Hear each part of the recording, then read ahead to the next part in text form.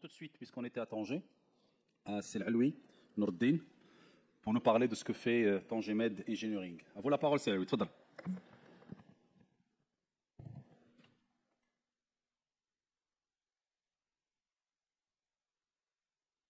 Non, ça ne me dérange pas, c'est bon, je suis stable.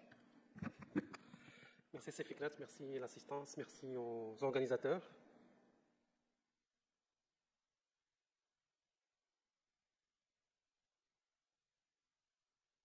Alors, moi, je vais vous parler de 4 projets et pas seulement d'un. Mais je vais y aller vite parce que j'ai mis plusieurs diapos. Les diapos, bien sûr, ils vont servir pour après.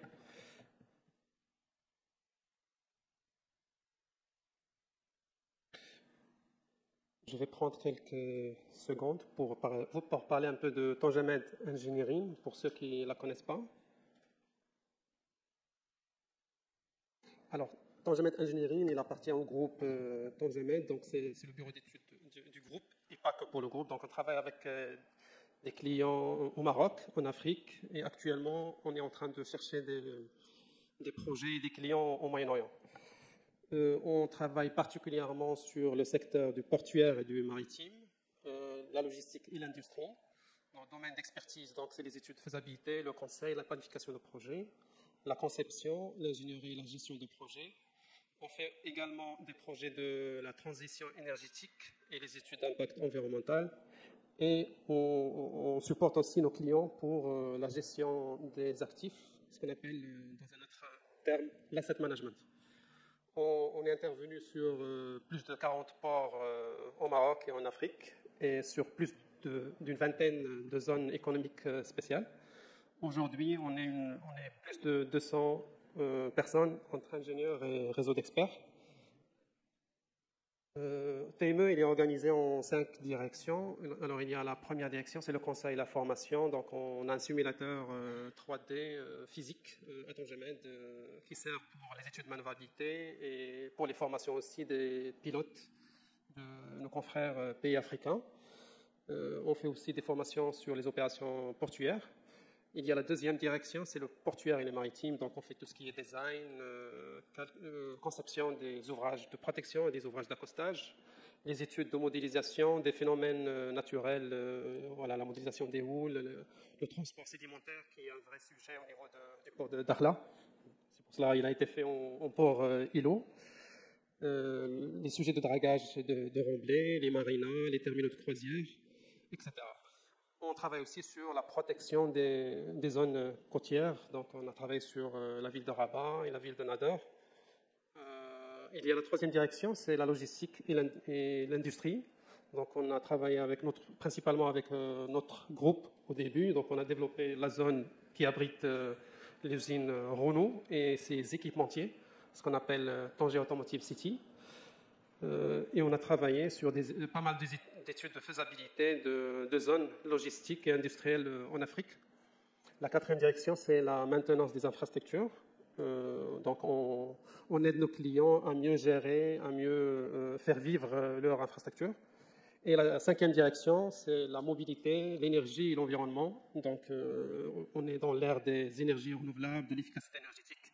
Et donc, on accompagne nos clients aussi pour mieux utiliser l'énergie avec une bonne efficacité. Alors, quelques chiffres clés de nos réalisations. Donc, TME, il a participé à la réalisation de 1000 hectares de terminaux portuaires. Et voilà, donc une intervention de plus de 40 ports. On a participé à la réalisation de plus de 10 000 mètres linéaires de quais et plus de 400 000 mètres carrés de bâtiments industriels et logistiques et plus de 2000 hectares de zones logistiques et industrielles. Ici, une diapo qui donne un peu voilà, notre activité sur les formations. Donc, on a un centre de formation. Donc, on a fait plus de 60 sessions d'entraînement, plus de 1200 jours de formation et plus de 1250 participants du pays africain.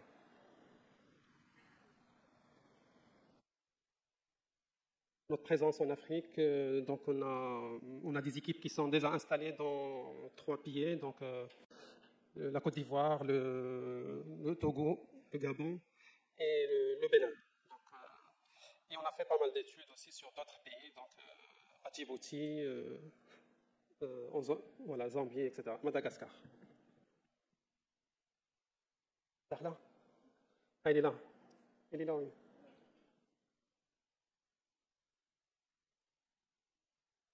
On va le rajouter, on va zoomer. Alors, quelques projets phares qui sont déjà réalisés, puisqu'on est dans le terme de réalisation. Donc, c'est le complexe portuaire Tangemed avec sa composante Tangemed 2, le port relier passager qu'on va le revisiter, que je vais présenter tout à l'heure un projet d'extension. On touche aussi même les terminaux d'hydrocarbures. On a réalisé un terminal d'hydrocarbures à Tangemed 1.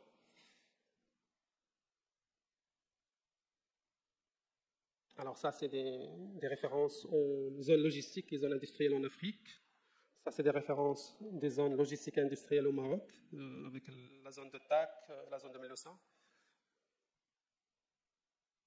Alors après, je commence par le premier projet, qui est l'extension du port passager et roulier à Tangemed. Donc le port, ce port actuellement, il est situé en Tangemed 1 et Tangemed 2.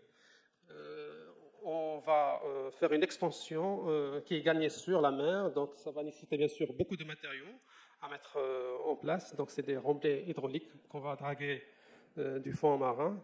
Donc l'objectif de l'extension, c'est l'augmentation de la capacité d'accueil des navires par l'ajout de 13 postes et l'augmentation de la surface du terre-plein, l'amélioration des conditions d'exploitation du port existant, l'optimisation des temps d'entrée et sortie des navires et l'amélioration du taux d'occupation des quais par la possibilité de réaliser 2 manœuvres simultanément. On va voir ça après sur le plan suivant. Et assurer un maximum de flexibilité pour l'accueil des grands navires. Aujourd'hui, il y a des grands navires qui font la demande, mais on ne peut pas malheureusement les accueillir par manque d'infrastructures. Donc ici, le plan de masse, il montre les 2 cercles d'évitage. Donc on peut faire entrer un navire ou sortir un deuxième simultanément. Donc ici, vous voyez les ouvrages qui sont projetés en vert. C'est les 2 digues de protection, une digue principale, une digue secondaire, et 60 hectares de terre-plein pour gérer les flux de camions, qui est énorme. On arrive à 1000 camions par jour, un pic de 1000 camions par jour, et des fois, avec les mauvaises conditions climatiques, quelles que soient les plateformes de stockage des camions, ils ne vont pas suffire. Le deuxième projet, c'est la cité Mohamed VI Tangetek, avec l'aménagement de la zone d'accélération industrielle. Donc ça, c'est le master plan de la zone. C'est une zone qui s'étend sur 2167 hectares. Il comporte 3 composantes, une composante industrielle, une composante logistique et une composante résidentielle. Actuellement, on travaille sur la composante industrielle. On a déjà placé 2 usines qui sont déjà construites. Ils seront livrés le mois d'août. Ils vont commencer à produire. Et on a déjà commercialisé l'équivalent de 400 hectares qui vont abriter des usines, des gigafactories. C'est des usines qui fabriquent les batteries pour les véhicules électriques et pas que pour les véhicules électriques. Ces batteries vont servir aussi pour le stockage de l'énergie renouvelable dont le Maroc a un grand potentiel. Vous voyez ici les défis qu'il faut relever. Donc, c'est une zone qui se trouve dans une zone qui est traversée par l'oued Marhar avec plusieurs affluents. Donc, pour construire des usines au niveau de cette zone, il faut assurer une protection contre les crues. Et donc, il faut faire des travaux de recalibrage de l'oued. Il y a aussi des lignes électriques haute tension qui traversent la zone. Il y a aussi des atouts. On est à côté de la zone. Il y a la ligne LGV qui passe en aval, et l'autoroute et la voie classique. Une autre contrainte, c'est la qualité de la fondation. Donc, c'est des matériaux qui sont un peu médiocres en termes de caractéristiques, mais on a des montagnes à côté qu'on va les utiliser en termes de remblai, pour ne pas utiliser des matériaux d'emprunt qui vont coûter très cher. Donc, ça, c'est un autre plan qui montre les niveaux de la zone. Donc, la zone industrielle il sera au niveau des zones qui sont moins accidentées. Vous n'êtes pas loin de Sharafat, non? La nouvelle ville de Sharafat, si? On est exactement à Ain Delia. Delia, d'accord. Donc c'est un peu plus au sud. En aval du barrage de Lobatouta. Alors ici, on voit bien les oueds avec les lignes bleues. clair, et les canaux qu'on va réaliser, qui sont en bleu foncé. Ici, c'est les routes classées à dévier. Donc, les lignes électriques aussi qu'il faut déplacer, c'est des lignes haute tension de 400 kV et 225 kV. Pour 2 minutes, c'est la lui. 2 minutes, ok. Bon, je vais passer pour présenter les deux autres projets. Alors, c'est bien de construire des infrastructures et des zones, mais il faut avoir de l'énergie. L'énergie, c'est très important aussi pour faire fonctionner ces zones. Donc ici, c'est le parc photovoltaïque de 13 MW crête qui sera installé sur la retenue de la barrage Tangemed. Donc vous voyez ici donc, un plan de masse avec la retenue de barrage, avec les panneaux dessus. Donc les avantages de cette solution, c'est qu'ils permettent de réserver le terrain pour d'autres activités qui sont lucratives, telles que l'activité industrielle et l'activité logistique. Elle permet de réduire l'évaporation de l'eau du barrage, et la faible et la stable température ambiante de la retenue de l'eau. Elle permet d'éviter la surchauffe des panneaux solaires. Le défi qu'il faut relever aussi, c'est la variation du niveau d'eau. Donc le barrage, avec la consommation, avec l'évaporation, le niveau d'eau, il va changer. Et dans notre cas, il va changer entre 35 à 79 mètres. Et le parc, il doit rester stable. Donc, le parc, il doit suivre la variation du niveau. C'est pour cela qu'on va utiliser ce qu'on appelle des câbles flexibles, Siflex, qui se dilatent en fonction du niveau de l'eau. Bien sûr, il faut faire pas mal d'études géophysiques, bathymétriques, etc., pour déterminer la zone la plus plate au niveau du fond du barrage pour bien placer les ancrages.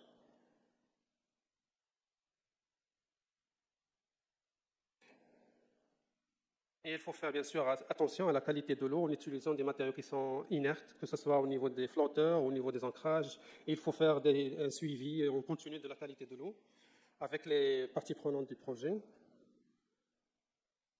Voilà, donc ça c'est, voilà, le design a été drivé par le niveau le plus bas qui est à 35 mètres, NGM, avec une variation de 44 mètres.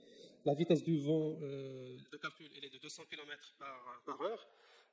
Donc la puissance, on a parlé, c'est 13 MW crête qui nous donne 10,56 MW courant alternatif. Voilà. Le quatrième projet, et je pense, c'est un projet qui est inédit en Afrique et même dans la Méditerranée. C'est ce qu'on appelle l'Ocean Power Supply System pour les navires à conteneurs. Donc le seul port qui est, je pense, actuellement équipé de ce type de système, c'est le port de Hambourg. Et ils viennent de déterminer le projet, je pense que ce n'est pas encore réceptionné. Nous, on est dans la phase de réception, on va voir. Donc, pour résumer, en fait, l'Organisation mondiale maritime, il impose de réduire l'émission des gaz à effet de serre et il recommande l'utilisation de ce système-là. Donc, une fois le navire il est à quai, il doit être branché directement sur les prises électriques au lieu de consommer le fuel et émettre ces gaz à effet de serre. Le système, voilà, juste quelques idées par rapport à la consommation, aux besoins des navires. Par exemple, les navires porte-conteneurs, ils ont un besoin de 6 MW. Les bateaux de croisière, ils peuvent aller jusqu'à 20 MW.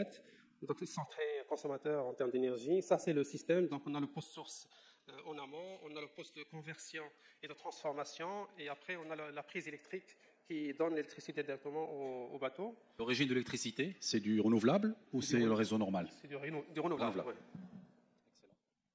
C'est l'énergie qu'on a fabriquée à partir du barrage. Alors là, on a commencé par un site pilote, c'est les 800 mètres que vous voyez là-bas, et après il faut généraliser la solution sur le reste des terminaux de Tangemed. Voilà, c'est un autre... Pour faire simple, on peut dire que c'est des prises pour bateau. C'est ça, oui. Tout simplement. Voilà, avec quelques photos les composantes de la station. Donc, il y a un chiller, une station de conversion de fréquence, parce que les bateaux, ils utilisent la fréquence 60 Hz au lieu de 50 Hz.